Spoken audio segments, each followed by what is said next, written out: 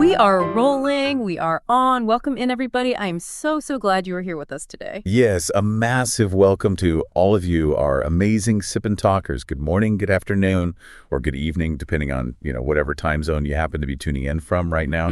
It is just super fantastic to be back in the studio. Absolutely it is. I'm Sunny. I'm Joe. And I'm actually just taking a massive sip of my iced Americano right now. The ice is clinking. It is so good. I am fully caffeinated and I'm really ready to go. I love that. You definitely need the caffeine for the topic we've got lined up today. I really do. Because I want to just jump right in today. I actually have a sort of thought experiment for you. Yeah. And it involves something we all completely understand, consumer pride.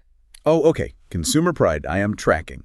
Right. So imagine you went out this past weekend and you bought a brand new, absolute top-of-the-line flagship smartphone. Like, you paid a serious premium for this thing. You waited in line, and it is finally yours. I can totally picture it. You get that premium unboxing experience, the shiny glass, that new tech smell. It's a whole vibe. Exactly. It's a whole experience. So Monday morning rolls around, right? You go into the office, and you are just raving about this device to your colleagues. You're like, look at this. You are showing off the gorgeous OLED screen. You're swiping through the apps just to show them, like, the butter-smooth operating system. Right, checking the refresh rate, taking photos of random coffee mugs to show off the camera. We've all been there. Totally. You are genuinely, visibly impressed by the sheer quality of this thing that you now own. Now, let me ask you this. Would your boss walk over, hear you praising this phone, and just immediately fire you on the spot? I mean, logically speaking, unless that phone happens to be a highly classified prototype that you, stole from a direct competitor. Yeah. No, not at all. Right. It makes no sense. Your boss would probably just think you have great taste in tech. Or, at the very least, they might joke that you're giving the manufacturer some free marketing. But firing you, that completely defies basic logic. Exactly. Because the universally accepted rule is that if you own something, or if something is, part of your ecosystem, its excellence reflects well on you. Yeah, if it belongs to you, its wins are essentially your wins. Like, you don't get angry when someone compliments your car. Yeah. Or your house. You say thank you. Right, you feel proud. But this is exactly where we hit a massive, striking contradiction in our source material today. Because that exact logic, the idea that you should be proud of something you claim belongs to you, is completely breaking down. It's breaking down in a truly bizarre phenomenon happening online right now. It is a strikingly counterintuitive contradiction. Yeah. And honestly, it is playing out on a massive, massive scale across social media platforms. We are looking at this heavily amplified space of digital nationalists. So these are netizens who constantly, and I mean aggressively, emphasize the narrative that Taiwan is an inseparable part of China. Right. It's their core operating principle. Yeah. Exactly. It is their absolute core tenet, completely non-negotiable. Yet, the moment someone online genuinely praises Taiwan, saying, for example, that the society is progressive, or that the people are incredibly warm, or, that their healthcare system is highly advanced, these exact same netizens just explode in anger. They absolutely lose it. They swarm the comment sections. They swarm. They cyberbully the person who gave the compliment. They demand immediate retractions and apologies. Which just forces us to ask the obvious question. If you genuinely believe this place belongs to you, shouldn't you be incredibly proud of its excellence? Egypt, so yeah. Why does loving something require denying its merits? It makes zero sense from a product logic standpoint. I know. But see, you are trying to use product logic to understand what is essentially political theology. Oh, political theology. I like that phrasing. Yeah, because in the current digital ecosystem and the specific environment we're analyzing today, the word Taiwan has been systematically stripped of its real-life human attributes. It's this process called semantic downgrading. Semantic downgrading. Wait, so when you say stripped of its human attributes, you mean the word itself has literally lost its everyday meaning for these users? Precisely. Think about how you or I might think of a neighboring city or like a travel destination. We think of the sensory experiences, right? Sure. Street food, the coffee shop. Exactly. The local healthcare system, the way people interact on the subway, the vibe. But in this specific digital ecosystem, through years of algorithmic conditioning and very intense narrative framing, Taiwan is no longer allowed to be a living, breathing society in the minds of these users. It's been completely flattened. Yes, flattened into a pure, one-dimensional political symbol. It represents sovereignty and it represents opposition. It's essentially just a boundary marker for them now. Wow, it's basically a trigger word. It ceases to be a geographic location with, millions of people living their lives, and it just becomes a political stress test. Exactly. And because it is now this pure symbol of sovereignty, any praise directed at its internal, independent functioning actually threatens the overarching narrative. Right, because it implies it's working fine on its own. Exactly. So today, our mission on Sip and Talk is to unpack this fragile ego and the massive cognitive dissonance driving it. We are going to explore the psychology behind why a simple compliment about a neighbor's yard suddenly feels like an existential threat. I am so ready for this. It is time to really get into today's topic. Is Taiwan too good to be Chinese? The fragile ego of digital nationalists. And, to really get into this, I feel like we need to map out where the boundaries actually lie. We do, yeah. Because it's nuanced. Right, because based on the source material, it isn't a blanket ban on liking the place, is it? I mean, I see plenty of mainland users talking positively about certain aspects of the culture. Oh, absolutely. There is a very strict, albeit unspoken, hierarchy of acceptable praise. If we look at the Chinese digital landscape, praising Taiwanese pop culture is totally fine. It is actually ubiquitous. Right. You have these massive fandoms for artists like Jane Chao, or people who are just binge-watching hit Taiwanese dramas all weekend. Yeah, exactly. Or even travel vloggers talking about how much they want to visit the night markets in Taipei for the street food, the bubble tea, the beef noodle soup. That stuff survives the algorithms perfectly fine. It does. It gets millions of views. Why is that okay? Because that falls under the category of cultural appreciation. And in their socio-political hierarchy, cultural appreciation is viewed as safe. It's benign. It doesn't threaten the overarching political narrative at all. It's like saying, oh, they have cute local customs. Right. In fact, appreciating the culture can easily be co-opted into the narrative of, we are all one family, so it is actually permitted. It treats the region like a quaint, culturally rich province. The danger zone isn't the act of praising itself. It is the fundamental reason for the praise. Okay, so you can praise the byproduct, but you absolutely cannot praise the engine that created the byproduct. That is a perfect way to phrase it. The moment your praise touches on the underlying systems that allow that culture to flourish, that's when you hit the red line. The structural stuff. Yes. The moment you use trigger words like democracy, freedom, or you even lightly imply that Taiwan operates as a distinct, highly functioning political entity with its own civic structures, it instantly transforms. It goes from cultural appreciation into a high-risk political offense. So saying the beef noodle soup is amazing is perfectly acceptable, like totally fine. Totally fine. But saying, I love how the citizens can freely organize, form unions, and speak their minds without fear of state retribution, that is stepping on a massive digital landmine. A massive one. Because in the official state-sanctioned narrative, the civic systems over there are supposed to be chaotic.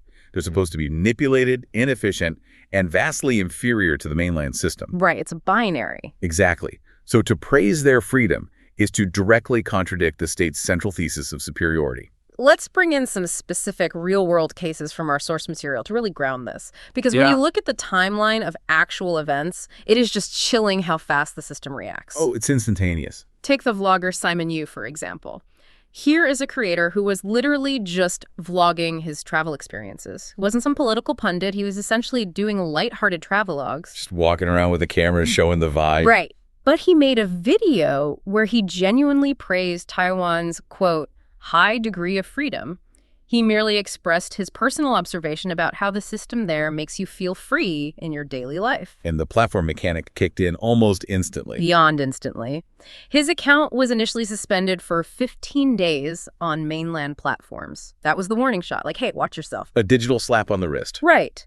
But then, just to test the waters of this so-called freedom of speech, he tried to post a dissenting opinion on another completely unrelated topic, and boom, he was permanently banned, completely wiped from the digital ecosystem. The irony there is just staggering. It really is. The tragic irony is that by permanently deleting him for praising freedom, the platform perfectly validated his exact point about their own lack of free speech. It's an algorithmic self-fulfilling prophecy.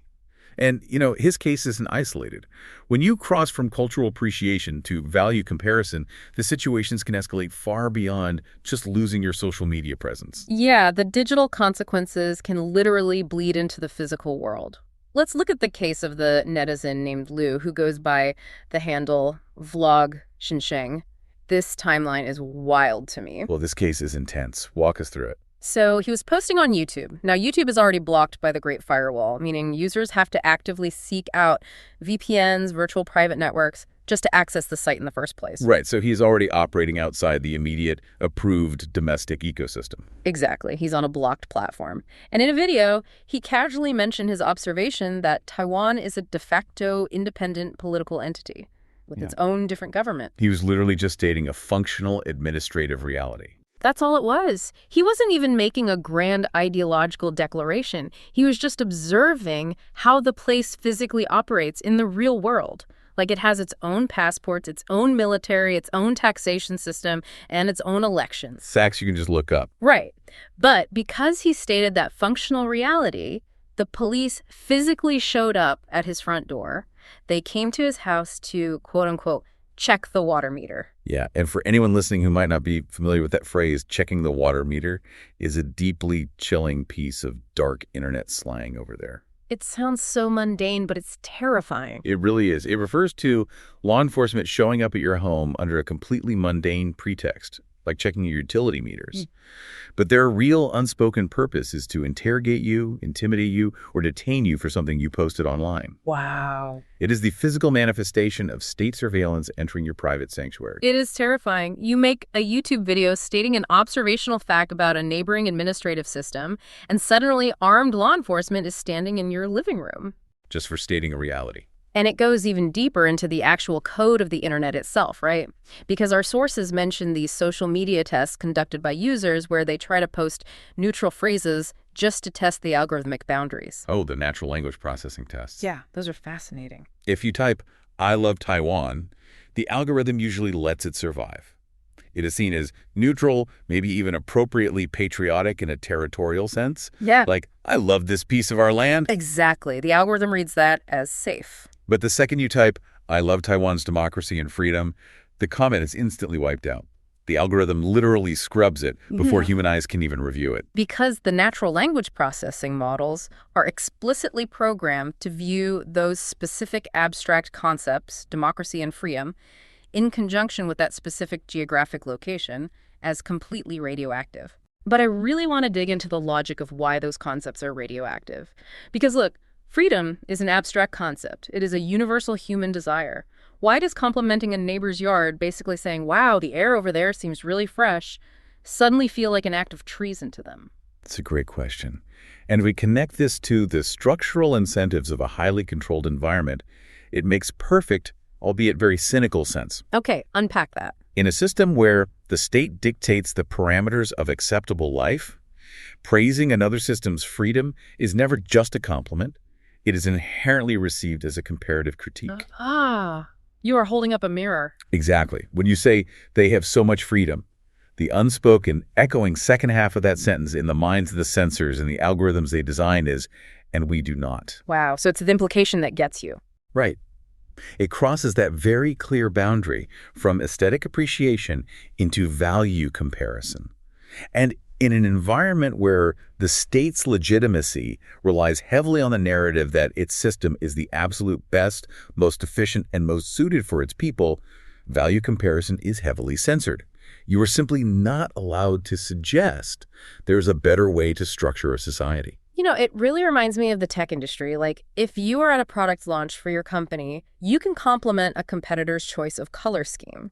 That's fine. That is cultural appreciation. It is just aesthetics. Sure, nice matte finish. Right, love the rounded corners. But if you stand on stage and say, you know, the competitor's underlying architecture is actually much more secure, highly optimized, and respects user privacy far better than ours, you're getting escorted off the stage by security. Absolutely. You can praise the paint job, but you cannot praise the engine. Especially if your own engine is running on a completely different philosophy that requires unquestioning compliance from the users. Yeah. Like no third-party apps allowed. Yes, that's it, exactly.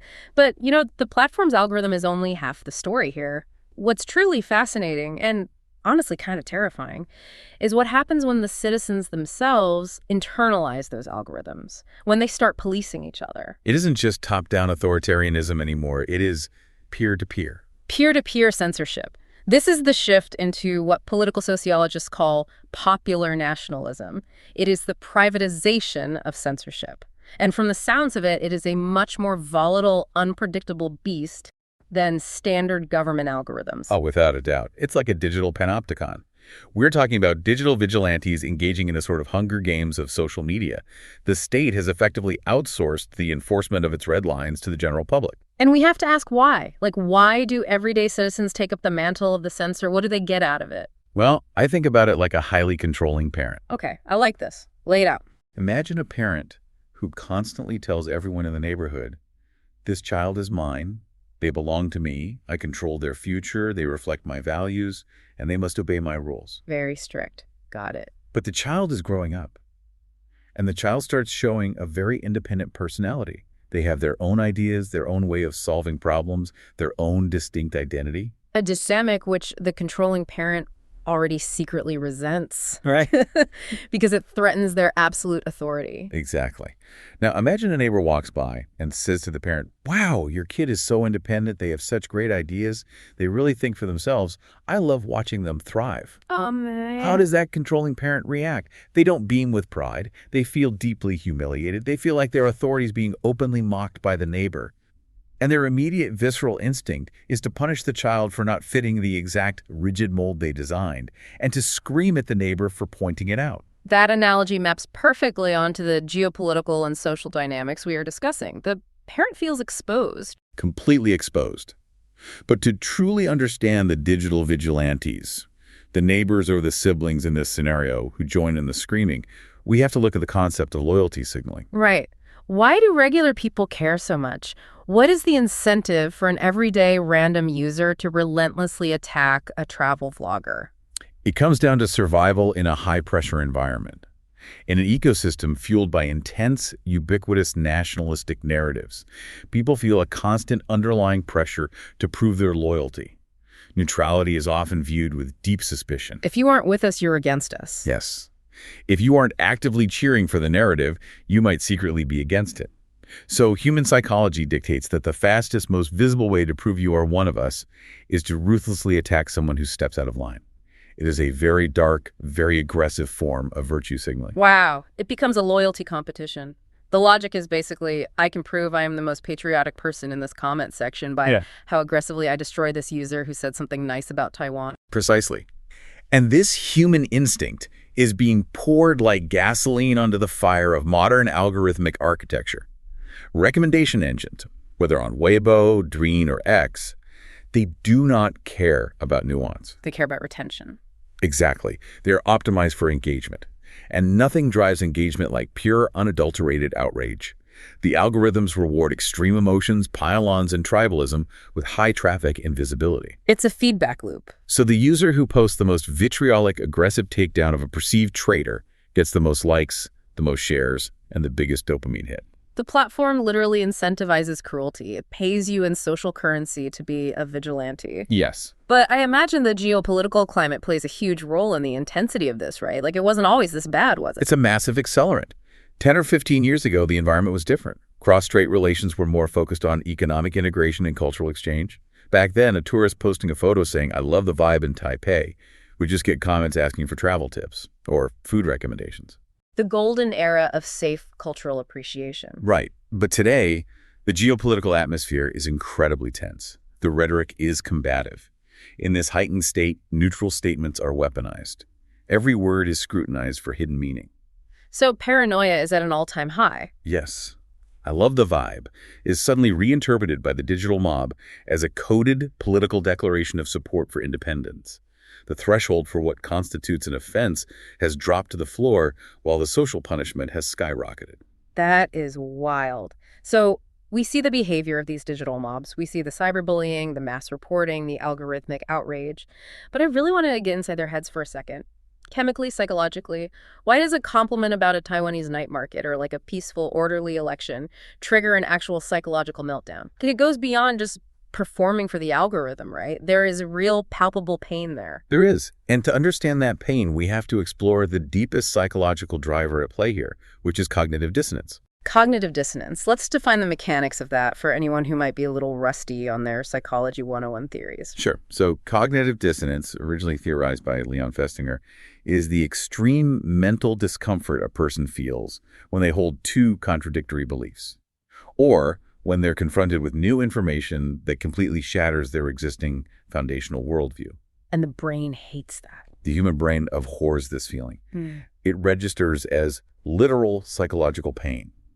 And the brain will deploy incredibly complex defense mechanisms to resolve that dissonance and restore internal harmony. It will do whatever it takes to make the pain stop. So if we map that onto our digital nationalists, what is the foundational worldview they are holding that is being threatened? These users are fed a relentless, ubiquitous narrative from a very young age. The narrative insists that their system, the mainland's authoritarian state capitalist system, is absolutely superior, that it is the only correct, stable path to prosperity. It tells them that the mainland is constantly rising, ascending to global greatness, while Taiwan is this chaotic, declining, politically manipulated region that is desperately suffering, and that it needs saving by the motherland. It is a strictly binary framework. Success versus failure, order versus chaos, good versus bad. Extremely binary. Now imagine holding that belief as a core part of your identity. It's an unquestionable truth to you. Then suddenly you are scrolling through your feed, you see a video by a Chinese creator, someone you relate to, who speaks your exact language, standing in the middle of Taipei. Okay, setting the scene. And they're pointing out that Taiwan actually has a highly functioning, thriving society. They show a world-class universal healthcare system. They show clean streets, polite people, a vibrant cultural scene. And most importantly, they show citizens openly criticizing their politicians without any fear of arrest. You can almost hear the gears grinding to a halt in their brains. It creates a violent mental clash. Because if Taiwan is actually doing great, then the narrative they have been fed their entire lives is a systemic lie. But the terror of this new information goes much deeper than just realizing the news might be biased. What's the deeper terror? The implication. It implies that a Chinese-speaking society with the exact same cultural and historical roots can thrive without authoritarianism, without mass surveillance, and without rigid censorship. But wait, let me push back on that reaction for a second. From an outside perspective, if you are living in a highly restrictive environment and you suddenly realize, hey, wait a minute, people who speak my language and share my culture are living free, happy, prosperous lives just across the strait. Shouldn't that be a moment of profound awakening? That's a logical leap, sure. Right. Shouldn't that spark intense curiosity? Why do they choose anger instead of saying, wow, how did they do that? What can we learn from them? It is a deeply rational question, but the answer is pretty heartbreaking. And it revolves around a psychological concept called effort justification. Effort justification. Okay, walk us through how that works. Think about it like the sunk cost fallacy applied to human suffering. If you go through an incredibly painful, grueling experience to join a group or achieve a goal, you will unconsciously convince yourself that the group or the goal is absolutely amazing. You do this simply to justify the pain you endured. Oh, like a hazing ritual. Exactly like hazing. If the result turns out to be mediocre, your brain refuses to accept it because that would mean your immense suffering was for nothing. So how does that psychological mechanism apply to a population of hundreds of millions of people? Apply it to the lived reality of the everyday citizen in this system. Many have endured immense, crushing societal pressures. They live the grueling 996 work culture. For those who don't know, that's working 9 a.m. to 9 p.m. 6 days a week, right? Yes, just to keep their heads above water. They face massive mortgage stress, often paying for apartments in over-leveraged, hyperinflated cities before the buildings are even finished. Which is insane. It is. They endure intense academic competition from childhood. And, crucially, they have given up their basic civil liberties. Their freedom of speech, their right to dissent, their right to organize. They have paid an incredibly high price. They paid the ultimate price in terms of personal liberty and quality of life. And they did it because they believed the overarching narrative. They believed that this extreme suffering, this loss of freedom, was the necessary, unavoidable sacrifice for national greatness and economic stability. Wow. They were told, we must endure this pain so the collective nation can be strong. Now, somebody points to Taiwan and says, look, they achieved a high quality of life, massive economic prosperity, world-leading technological advancement, and they didn't have to give up their freedom or work themselves into an early grave to do it. Oh, wow. Because if that is true, Then all of the suffering, the 996 schedule, the censorship, the stress, was completely optional. Yeah. It was pointless. Admitting Taiwan's success makes their own sacrifices feel unnecessary and hollow. That is heavy. That is a level of psychological trauma and existential dread that most people simply cannot process.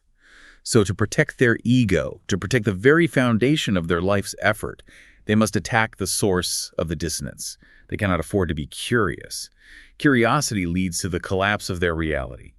So Taiwan isn't just a geographical neighbor to them. It is a mirror. It is a mirror reflecting an alternative parallel life, the life they could have had, the system that could have been. And when the reflection in that mirror is too painful to look at, you don't adjust your posture, you smash the mirror. That completely explains the sheer vitriol. It is not just about defending a flag or a map on a wall. It is about defending the justification for their own daily struggles. Exactly. But once you realize you have to smash the mirror, you have to invent ways to prove the mirror is flawed, right? To protect their worldview, these digital nationalists have to find or fabricate evidence that Taiwan is actually inferior. Yes. And the way they do this is fascinating because they completely move the goalposts of what constitutes a successful society. They shift the battleground from substance to face. It is strikingly counterintuitive to watch how they try to demean Taiwan based on the sources, because they hyper-focus on superficial, highly visible infrastructure. They are absolutely obsessed with the face of a city. What kind of metrics do you see them using online to prove their superiority? Well, it is always the same incredibly specific talking points. They will post highly saturated, beautiful drone pictures of Shanghai or Shenzhen, and they'll boast about world record skyscrapers, massive LED light shows that cover entire city blocks. Right, the cyberpunk aesthetic. Exactly. The fact that they are a completely cashless society using Alipay or WeChat and their sprawling high-speed rail networks. And then, as a counterpoint, they will pull up a picture of a normal, lived-in neighborhood in Taipei. To contrast. Right. They will mock the older, weathered apartment buildings, you know, the ones with the retro tile work that has been there for decades.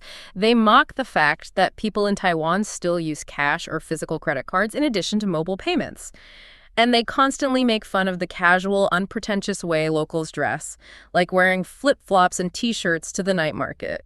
They are essentially saying, look at how shiny and new our things are, and look at how old and analog your things are. Exactly. And the analogy I always use for this, because it feels so relevant to the tech scene, is judging wealth by flashy clothing. Oh, I like this. It is like looking at a tech billionaire, right?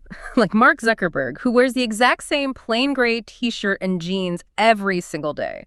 And assuming he is broke because he isn't wearing a sequin designer suit. Right, judging a society's wealth and maturity entirely by flashy aesthetics rather than systemic health. Yes. Taiwan has this incredible wealth that doesn't need to be shown off vibe. It is a mature, unpretentious civilization. The wealth is in the quality of life, not the height of the buildings. You don't need a 100-story glass tower to prove you are doing well when you have a functionally sound society. What's fascinating here is the economic reality underlying these two different approaches to urban and societal development. Economists refer to this as the debate between visible assets versus invisible assets. Oh, that makes so much sense. Break down the mechanics of those two approaches for us. Sure. The mainland model has historically focused heavily on visible grand infrastructure. It is a state-directed, build it and they will come philosophy designed to project immediate power and rapid modernization. Shock and awe urban planning. Exactly. And yes, the airports are massive. The high-speed rail is extensive. But this hyper-focus on the visible often masks massive structural vulnerabilities, staggering municipal debt, the phenomenon of empty ghost cities built purely to pad regional GDP numbers, and a severe lack of social safety nets. It looks incredible on a drone shot, but the foundation is highly leveraged. It is the ultimate Instagram filter for macroeconomic policy. Precisely. Taiwan, on the other hand, being in a different, much more mature phase of its economic and democratic development, invests heavily in invisible infrastructure. The things you can't easily capture in a TikTok video. Exactly. You can't take a picture of a world-class national health insurance system that ensures nobody goes bankrupt from getting a cancer diagnosis. Which is huge. You can't photograph strict, enforced building safety codes that ensure those older weathered apartment buildings survive massive 7.0 earthquakes without collapsing. You can't put property rights, judicial independence, or freedom of the press on a glossy tourist brochure in the same way you can a shiny new skyscraper. Right. But these invisible assets are what actually determine the daily happiness, security, and resilience of a population. But the digital nationalists deliberately ignore all of that invisible infrastructure because it doesn't fit the "we are bigger and shinier" narrative. Because it doesn't look like a sci-fi movie. Exactly. And this brings us to another psychological mechanism at play. In psychology, we call this reaction formation. Though colloquially, it is just sour grapes. Sour grapes. Okay, explain that dynamic. Deep down, beneath the anger, among many of these netizens, there is a genuine, unacknowledged envy of the relaxed, free, secure lifestyle that Taiwan offers. But, as we discussed with effort justification, they cannot publicly admit this envy without facing social ruin and psychological collapse. So they overcompensate. Massively. Right. Because they can't have the freedom, they aggressively mock the lack of modern aesthetics. The logic becomes, sure, you have free elections and human rights, but our train goes 300 kilometers an hour, and your train station looks like it was built in the 1990s. Wow. It is a defense mechanism to soothe the sting of the sour grapes. It is like saying, I didn't want to go to your fun, relaxed party anyway. My house has way better wallpaper. It is so transparent when you actually analyze the structural incentives behind it. But it traps these users in this endless, exhausting cycle, which leads us to synthesize all of this into what the source calls the triangle of contradiction. Yes, because this isn't just a one-off reaction. It is a continuous, self-sustaining loop that defines the digital nationalist mindset. If we map out the behaviors we've discussed today, we get a complete psychological triangle. So point number one of the triangle is what we just discussed, right? Belittle. Correct. They attack Taiwan's visible infrastructure, its economy, its international standing, purely to protect their own beliefs and justify their own societal struggles. The mantra is basically, your buildings are old, therefore you are failing. Okay, and point number two is deny. This is the political defense mechanism. They completely refuse to acknowledge Taiwan as a valid point of comparison. When cornered with undeniable facts about Taiwan's high human development index, its dominance in semiconductor manufacturing, or its healthcare, they just shut it down. The ultimate trump card is always, it doesn't matter, it's just a province, it belongs to us. By denying its distinct entity status, they attempt to legally and semantically cancel out its achievements. The logic is either your success is actually our success, or your success is invalid because you aren't a real country. They strip away the context to neutralize the threat, so they belittle the infrastructure and they deny the political reality. But point number three is where the math really doesn't add up for me. If a place is truly that irrelevant, backward, and insignificant, the natural human response is to ignore it, just move on. But they don't ignore it. Point number three is obsess. They continuously, relentlessly, and obsessively consume news, gossip, and media about Taiwan. Why are they so obsessed with it? Why is Taiwan consistently top the trending topics on Weibo? You don't see people obsessing daily over the municipal politics or the traffic patterns of some random Tier 3 city in their own country. The hyperfixation borders on pathological. That is the brilliant contradiction at the heart of all this. And the answer lies in understanding a concept called comparison anxiety. Human beings generally obsess over three things in life: things they worship, things that directly threaten them, and things that could replace them. Things that could replace them. That's a heavy thought. Taiwan represents that third category. It represents the what if. It answers a forbidden, terrifying question: what would we look like if we had a different system? You obsess over the alternate timeline. You watch it like a hawk because every success it has feels like an indictment of your own reality, and every failure it has feels like a desperate validation of your choices. You can't look away from the mirror, even if you hate the reflection. It is literally like stalking an ex on social media, but on a massive geopolitical scale. You are constantly refreshing their page, hoping to see them fail so you feel better about the breakup. That is a very apt way to put it. And if we pull the lens back and look at the broader historical context, it is crucial for our listeners to understand that this dynamic is not uniquely Chinese. We see this exact psychological pattern repeated throughout history across the globe. Right, because this is fundamentally about human sociology, not geography. Sure. What are some of the clearest historical parallels you see? History shows us that the most intense, fraught, emotionally explosive dynamics almost always happen between the most similar groups. The closer the cultural and historical ties, the deeper the psychological tension when the political systems fundamentally diverge. Because the comparison is direct. You can't just write it off by saying, oh, they are just a different culture. Of course they do things differently. Exactly.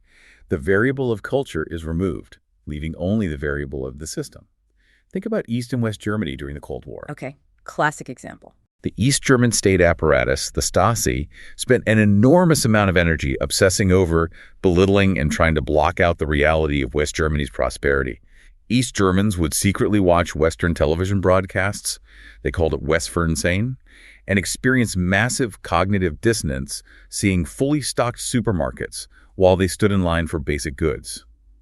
The East had to constantly demonize the West to justify its own austere existence. Or look at North and South Korea today. It is the exact same mechanism. A perfect example. Yeah. The North Korean regime's entire propaganda model requires painting South Korea as a poverty-stricken capitalist hellscape full of suffering. When activists send balloons with flash drives full of South Korean K-dramas across the border, it is treated as a severe national security threat. Why? Because admitting the reality of Seoul's success, seeing South Koreans driving nice cars and speaking freely, would instantly delegitimize Pyongyang's control. We also see similar dynamics, though obviously playing out differently, between Cuba and the Miami Cuban diaspora. Yes. When similar people choose, or are forced down, radically different paths, the group on the more restrictive path must forever justify why their restrictions are necessary. And the easiest, most psychologically soothing way to do that is to constantly attack, belittle, and obsess over the one who walked free. It is fascinating to see how universal these psychological defense mechanisms are. It is not about a specific country. It is about the human ego desperately trying to protect itself from the pain of cognitive dissonance. And that is exactly why the digital nationalist explodes when you praise the neighbor's yard. Yeah. Because you aren't just complimenting the grass, you are threatening the structural foundation of the house they are trapped in. Wow. We have covered so much ground today, from semantic downgrading and algorithms of outrage to effort justification and the invisible wealth of a society. It is a complex sociological web, but I think it is so important to unpack the why and the how behind the behavior we see on our screens every day, rather than just reacting to the anger. Absolutely. And as we bring this Sip and Talk to a close, we really want to be incredibly clear. Today's discussion was an objective, structural analysis of political psychology, digital media algorithms, and societal behaviors, based entirely on the sources we reviewed. We are examining the incentives of the platforms and the psychological defense mechanisms of the users. Completely. This is not a criticism of or discrimination against any specific group of people or any nation. People are products of their environments, the pressures they face, and the information they are structurally allowed to consume. Our goal here is always to exercise independent, critical thinking, to look past the surface-level outrage and understand the mechanics driving it. It is about understanding the system, not judging the individual. Now, before we sign off, I want to leave you with a final, lingering thought to mull over on your own time. We talked a lot today about skyscrapers and shiny, visible infrastructure being used as a mask for deeper insecurities. The face versus the substance. Exactly. So here is the thought. True strength is quiet. When a society no longer feels the desperate, burning need to build the world's tallest skyscraper just to feel secure in its place in the world, and when it doesn't need to aggressively tear down its neighbors to validate its own existence, that is when a society has truly reached maturity. A quiet, unpretentious confidence. Imagine a future where we can all just appreciate a place for its incredible food, its warm people, and its unique culture without this heavy, suffocating political filter distorting the view, where a compliment is just a compliment and not an act of treason. That is a future worth striving for, where the muddy waters of our digital discourse finally clear up. We want clarity, not mud. All right, Sip and Talkers, that is our show for today. If you enjoyed this conversation and the deep analysis, please hit that subscribe button to the Sip and Talk podcast wherever you get your audio. We drop new episodes daily, keeping you informed and thinking critically about the world around you. And before we go, I have to give a massive shout out to our old friend Mickey and his amazing YouTube channel, Mickey to Life. He has some incredible new travel vlogs dropping right now, and rumor has it he is going all out, publishing twice a week. His vlogs are fantastic. I've been watching them. They really are, but I have to playfully tease him. Are you trying to catch up to us, Mickey? We're daily. You gotta up those numbers, man. Seriously, though, we can't wait to see your new work, buddy. Everyone, go check out Mickey to Life on YouTube. Thanks for listening, everyone. Thank you all so much. Keep sipping, keep talking, and we will see you tomorrow. Bye.